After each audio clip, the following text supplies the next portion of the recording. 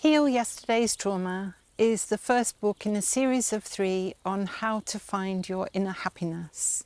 And I'd just like to read for you a small part of the book. Begin your journey to happiness. A swan glides serenely across the water, white feathers preened to perfection, the curve of its neck held high. It is a picture of beauty.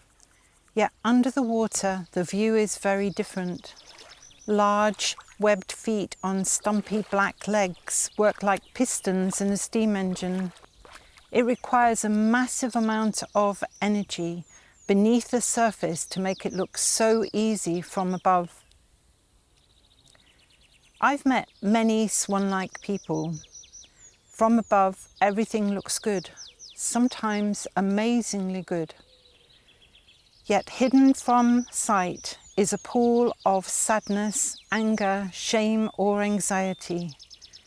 These emotions are still there because the trauma experienced has not healed.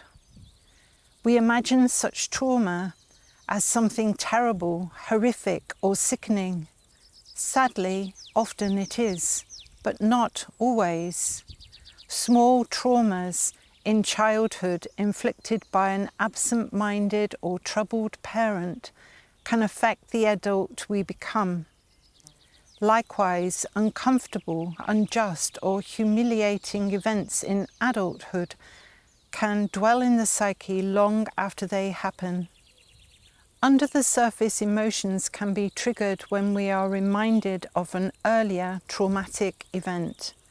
Then feelings about the current event are amplified by the unhealed wound. When this happens, everything feels more intense. It's scarier, sadder, or we feel angrier than expected. Feeling out of our depth with the onslaught of emotions, we push them away or try to ignore them. We might even smile and attempt to laugh it off. At these times, we may be the only one who knows just how not okay we are. Then, like the swan, it takes a massive amount of energy to maintain a facade of "I'm fine" when really we are not.